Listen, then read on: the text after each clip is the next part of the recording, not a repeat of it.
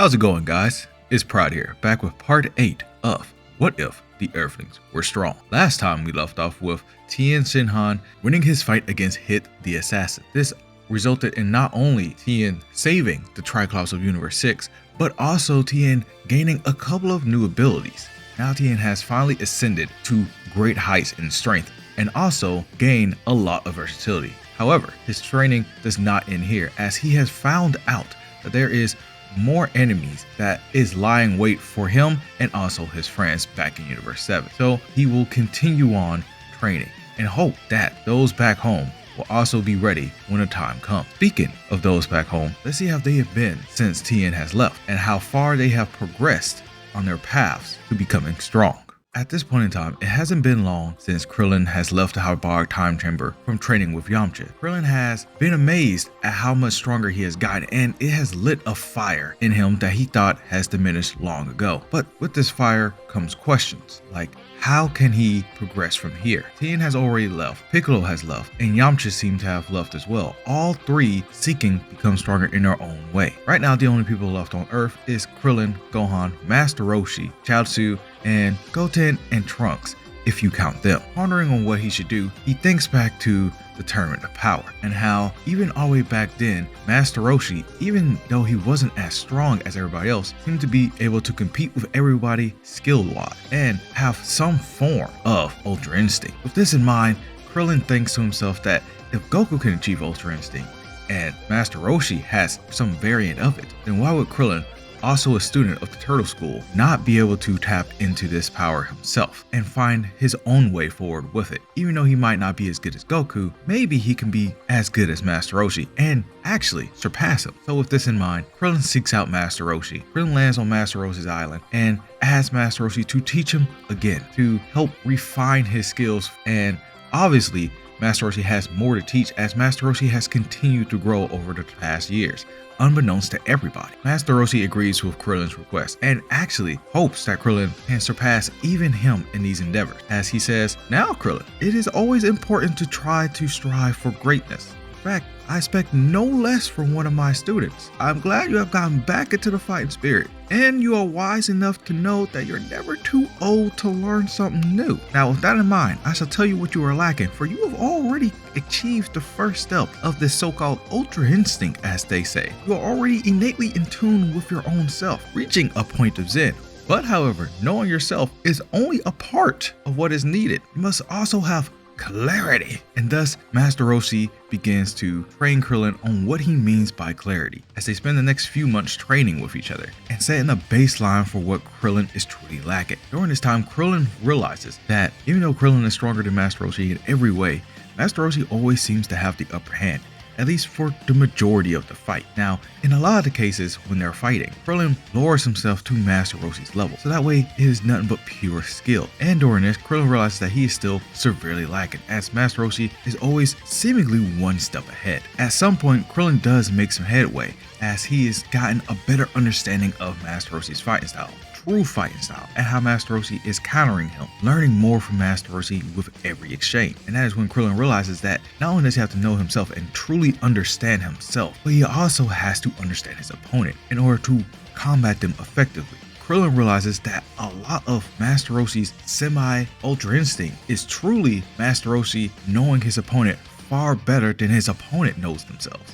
In this regard, Krillin actually is reminded of Jiren more so than Goku, as Master Roshi doesn't come into a fight completely unthinking. Sure, he is without doubt, but he also plans on how to win. He also takes advantages of his opponent's weaknesses when the weaknesses are there, and before the weaknesses truly show themselves. Krillin truly understands the meaning behind clarity, as he has to be aware of everything around him while he is fighting. He has to be completely sound of mind while he's in battle, but also focused on his enemy, focused on what's around him, focused on what can make the battle change for the better or for the worse. At the end of the third month, once Krillin has seemingly become equal with Master Roshi during this training period, Master Roshi decides to have one last spark, but this time under different circumstances. This time Master Roshi is going to use everything he has. As Master Roshi says, "Krillin, this will be our final fight. And after this, you have to progress on your own. I can tell I have taught you everything I can, but the final stages are up to you. For clarity was only your second lesson. Third lesson, you have to find by yourself and make it truly your own. Now, fight. As the two stand in front of each other and Krillin powers up just a little bit, becoming a little stronger than Master Roshi's power level, but still not having too much of a disparity. It is at this point that Master Roshi powers up also and actually unleashes his full power as he gets bigger and his muscles expand as he grows several inches as Master Roshi is now completely ready. And then they engage each other. And as the fight starts and they cross the distance to get towards each other, right before the clash, Master Roshi debuffed himself to throw off Krillin's aim. But Krillin expected this. He has trained a lot in the clarity stage, and he anticipated that Master Roshi would do something like this, so he reacted instantly to correct himself. However, Master Roshi was a step even further ahead, as Master Roshi activated, just for a small moment, Kaioken. See, during this time, Krillin wasn't only just training with Master Roshi and only learning from Master Roshi. Krillin was also imparting his knowledge that he gained from the hyperbolic time chamber onto Master Roshi little by little. Even though Master Roshi really didn't want to know everything and wanted to go his own way, he couldn't completely overlook the benefits from spirit control and even Kaioken. As Krillin often tells him, "Come on, old man, you're the one that told me that you're not too old to learn new things. This is just something new. You can't be stubborn about everything." And so, during this final clash, Master Roshi activated Kaioken momentarily that Krillin absolutely was not expecting, thinking that the old man was still too stubborn to use any other techniques than the ones that he taught himself, thus leading Krillin to take a hit full on and almost being knocked out. Once this fight was over, Krillin looks up and says, "Well, I guess I still have a lot more to learn." Master Roshi says, "Indeed you do. You have learned all you can here. In truth, Krillin, you just need a more powerful adversary.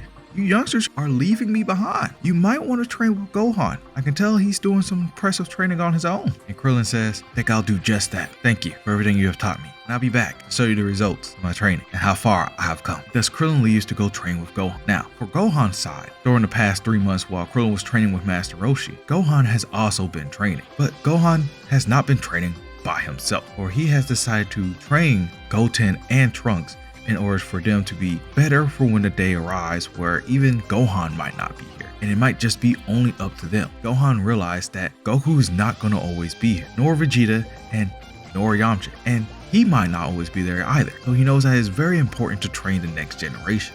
So far during the 3 months, Gohan has been training Trunks and Goten, and he has taken more of a Piccolo approach while giving them very harsh training methods, but also relaxing a little bit towards the end, letting them know that the training is only so that way when the time is right that they have to be serious. Every time that they goof off during training, Gohan's not afraid to let them have it just a little bit and express the seriousness behind every battle and how you cannot take your opponent lightly. As a result, Goten, Trunks, and Gohan strengths have all surged. While being half Saiyans, their potential for growth is astounding. Gohan has mainly been teaching Goten and Trunks spirit control, as he hasn't really taught them Kaioken because he doesn't really think that they're mature enough to use it wisely, and he doesn't want to stress their bodies out too much. Truthfully, they're pretty much strong without it, especially with their fusion technique, which is really what he wants the spirit control to be utilized for. Gohan has a very good theory that if they can maximize their ki control, then not only could fusion be their ultimate trump card, it might be able to give them a fusion that has never been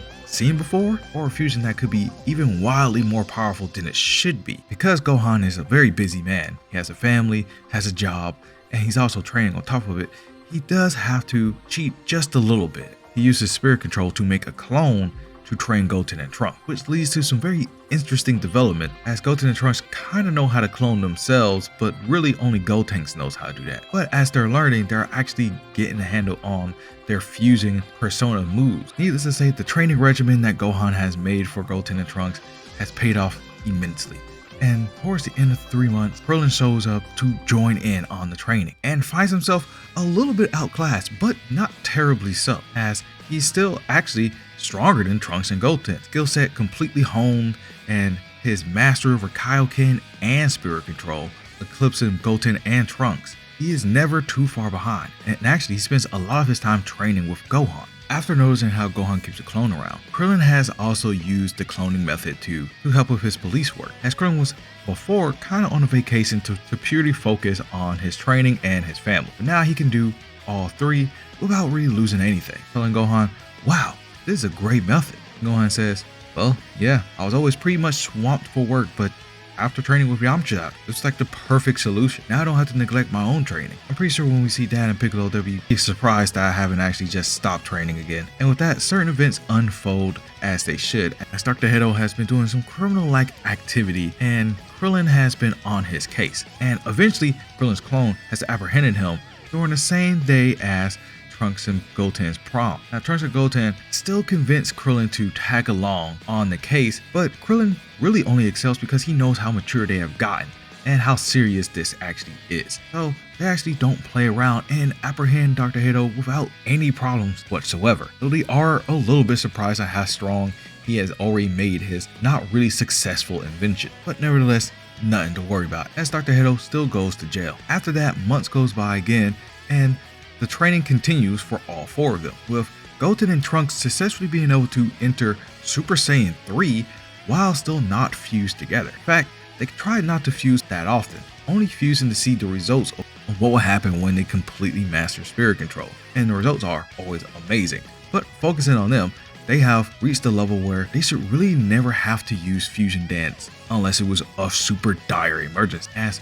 Super Saiyan 3 combined with spirit control allows them to stay in Super Saiyan 3 far longer than even Goku can, almost mastering Super Saiyan 3 in their own ways, with Trunks opting to use it to maximize the damage output that Super Saiyan 3 can provide, and Goten trying to optimize the energy consumption. Both of them succeed, and both of them actually exchange tips, so that way Super Saiyan 3 is always still a viable option. However, they decide to stay unique in their own course, so that way they're not always doing the same exact thing. And also so that way when they do fuse, hopefully the fusion can have the best of both worlds, maybe even have a different transformation once they fuse. Now with Gohan and Krillin, they have been fighting each other more and more, and Krillin actually asked Gohan to never hold back. And even though Krillin loses a lot of the fights, he's actually steadily getting closer and closer, thanks to his own version of Ultra Instinct that he is slowly building. He is matching Gohan blow for blow, avoiding all the series attacks and counterattack when there is truly no way for Gohan to block. And they also go pretty hard on spirit control, with Gohan using spirit control to instant transmission,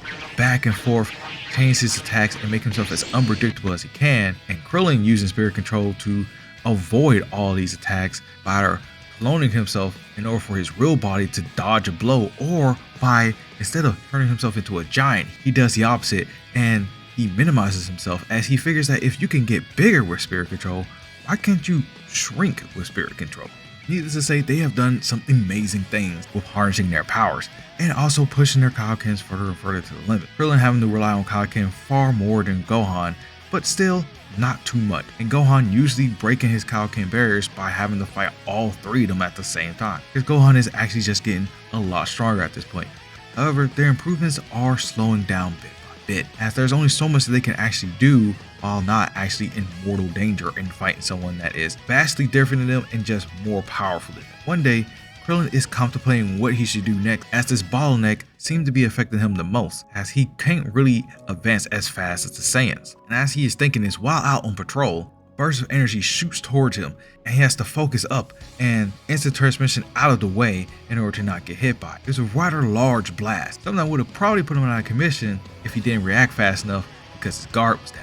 But as he is thinking this, the person looks up and says, "Ha ha ha ha, well, villain, you seem to have dodged that one. Seeing how you're the grunt of the villainous order, getting rid of you won't be too hard at all." Krillin like, "Villain? Wait a minute, grunt?" And that is where we'll end it, as apparently Gamma 2 has showed up on the scene to attack Krillin. And now Krillin has to fend for himself and see how far his training has taken him. And maybe this could be just what Krillin needs to get past his bottleneck. I hope you guys enjoyed it. Leave a like and comment down below.